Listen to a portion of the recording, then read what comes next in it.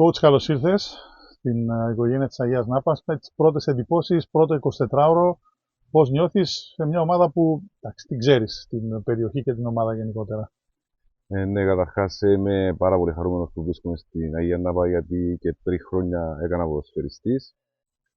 Νιώθω σαν μια οικογένεια την Αγία Νάπα. Δεν είχαμε χάσει καμιά επαφή στα τόσα χρόνια που ήμουν σε άλλες ομάδες.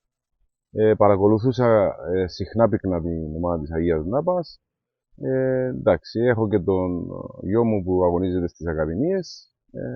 Νιώθω και περισσότερο σαν το σπίτι μου. Αυτό είναι σημαντικό, γιατί θα προλάβεις και θα κάνεις πολύ γρήγορα την αξιολόγηση των πάντων εδώ, έτσι, στην ομάδα, που είναι σημαντικό για έναν νέο προπονητή. Σίγουρα, και από την πρώτη στιγμή που ξεκίνησα τις συνομιλίες με την Αγία Νάπα και σαν προπονητής σε άλλη ομάδα, να ξέρετε ότι πάντα βλέπουμε όλους τους ποδοσφαιριστές και βλέπουμε το ρόστερ των κάθε ομάδα, ώστε και να τους αντιμετωπίζουμε και όταν τους έχουμε να τους αξιολογούμε σωστά. Η χρονιά είναι δύσκολη, απαιτητική, είναι ένα πολύ δύσκολο πρωτάθλημα η δεύτερη κατηγορία, χωρίς να μπορεί να γίνει ασφαλή πρόβλεψη και για την πάνω και για την κάτω ζώνη. Ποιος είναι ο προσωπικός σου στόχος που να συνάδει τουλάχιστον αυτά που είπατε με τη διοίκηση? Ο προσωπικός μου στόχος είναι να δημιουργήσω μια ομάδα που να παίζει πάρα πολύ ωραίο ποδόσφαιρο και να φέρνει τα συνειδητά αποτελέσματα μέσα από το δυναμικό που υπάρχει κάθε ομάδα. Μέσα από τη διοίκηση μιλήσαμε, είπαμε ότι εμείς μπορούμε να βελτιώσουμε την ομάδα, μπορούμε να δώσουμε το κάτι παραπάνω για την ομάδα. Πρωταρχικό μας στόχος είναι, όπως όλες οι ομάδες, η οκτάδα, για να έχουμε μακριά από περιπέτειες, και όπως βλέπουμε είναι ένα βλαστάρι εδώ οι ακαδημίες της ομάδας που θα προωθήσουμε μέσα από την οκτάδα και πάρα πολλούς νεαρούς. Έτσι, ο στόχος μας προσωπικός είναι η ομάδα να πάει όσο πιο ψηλά γίνεται. Είπες μια λέξη κλειδί γενικά για την διοίκηση και για τη φιλοσοφία της ομάδας όσον αφορά την πρόθεση νέων παικτών.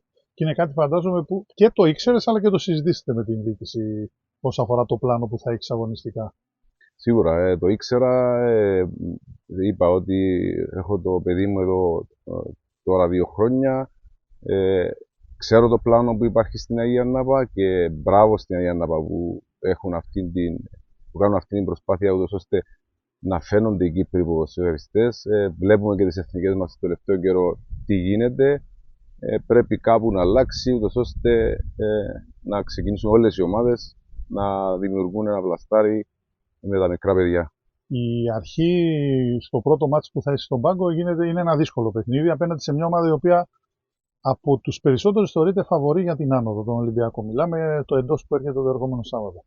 Σίγουρα ο Ολυμπιακός είναι το φαβορί για την άνοδο, όχι μόνο λόγω το ποιοτικό ρόστερ που έχει και της εμπειρίας που έχει στο ρόστερ του. Η νοοτροπία για μένα περισσότερο είναι Ολυμπιακός. Όταν μπει στα αποδυτήρια του Ολυμπιακού, είσαι αναγκασμένος να κάνεις πρωταθλητισμό, ειδικά στη δεύτερη κατηγορία. Εμείς με την δική μας πλευρά θα δουλέψουμε, θα προσπαθήσουμε, ώστε να φέρουμε ένα θετικό αποτέλεσμα. Έχεις κάνει μια ήδη πρώτη προπόνηση με την ομάδα. Τι είναι αυτό που έχεις ζητήσει από τους παίχτες? Δηλαδή η πρώτη κουβέντα ή το πρώτο θέλω του πανηγύρου από την ομάδα, από τους παίχτες?